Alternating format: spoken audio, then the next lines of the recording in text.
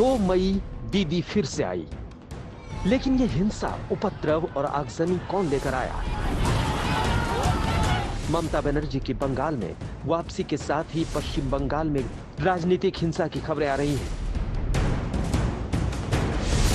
BJP का आरोप है कि टीएमसी के गुंडों ने उसके दफ्तरों में तोड़फोड़, आगजनी की है और कार्यकर्ताओं को मारा पीटा है। बीजेपी तो इस राजनीतिक हिंसा में महिला कार्यकर्ताओं के साथ गैंगरेप का गंभीर आरोप भी लगा रही है।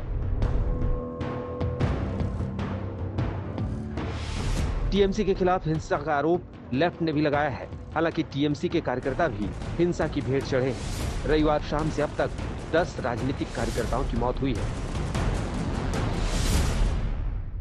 पश्चिम बंगाल में ममता बनर्जी की जबरदस्त जीत के बाद जो सौहार्दपूर्ण, शांतिपूर्ण जश्न होना चाहिए था, उसके बदले में जलन और हिंसा की आग चारों ओर फैली हुई है।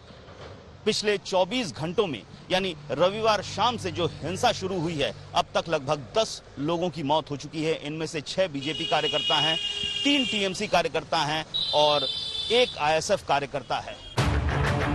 हालात ऐसे बिगड़े हैं कि प्रधानमंत्री नरेंद्र मोदी ने राज्यपाल जगदीप धनखड़ को फोन कर हालात पर चिंता जताई। केंद्रीय गृह मंत्रालय राज्यपाल से रिपोर्ट मांग चुका है और राज्यपाल ने हिंसा के बाबत ममता से फोन पर बात की है। देखिए, मैंने राज्य के मुख्यमंत्री ममता बनर्जी से बात की। कल शाम काफी देर जब आई थी बात, उससे पहले भी बात की, टेलीफोन पर चर्चा की, उनको चेताया। उनको मैंने मेरे पास जो जानकारी आती है वीडियो की, कुछ मैंने उनसे शेयर भी किए और आग्रह किया कि प्रांत में जो कुछ हो रहा है, कानून का राज नहीं कहा जा सकता। राज्यपाल होने की हैसियत से मुझे कहने में बड़ा संकट हो रहा है कि क्या राज्य में कॉन्स्टिट्यूशन के तहत सरकार चल रही है। हिंसा के मद्देनजर बीजेपी अध्यक्ष जेपी नड्डा एक बार फिर बंगाल के दौरे पर है। बीजेपी बंगाल की हिंसा को ममता का बदला कह रही है।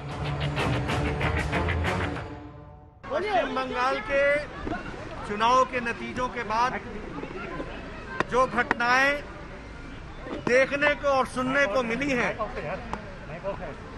वो हमें हतप्रभ करती हैं, चिंता में डालती हैं, क्योंकि शायद ऐसी घटनाएं भारत के विभाजन के समय मैंने सुना था, लेकिन उस आजाद भारत में अब चुनाव के नतीजों के पश्चात इतनी असहिष्णुता, इनटॉलरेंस हमने आज दिन तक नहीं देखा है। कार्यकर्ताओं पर जो प्रहार हो रहा है, उसको व्यक्तिगत रूप से देखने के लिए और उन कार्यकर्ताओं के साथ इस विपत्ति काल में खड़े होकर के प्रजातांत्रिक तरीके से इस लड़ाई को लड़ने के लिए भारतीय जनता पार्टी कृत संकल्प है। बीजेपी के आरोपों के उलट बंगाल में जारी हिंसा को टीएमसी लगातार बीजेपी का स्टंट करार दे रही है।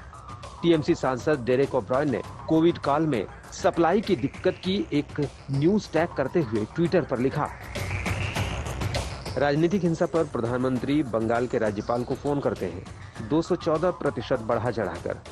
प्रधानमंत्री जी, स्टंट बंद कीजिए, कोविड-19 पर फोन करने शुरू कीजिए। उधर बीजेपी ने बंगाल हिंसा के खिलाफ देश भर में 5 मई को देशव्यापी प्रदर्शन करने का फैसला कर लिया है, जबकि बीजेपी नेता गौरव भाटिया सीबीआई जांच की मांग को लेकर सुप्रीम कोर्ट पहुंचे हैं। दिल्ली से हिमांशु मिश्रा और कोलकाता से अनुपम मिश्र के साथ आज तक ब्यूरो।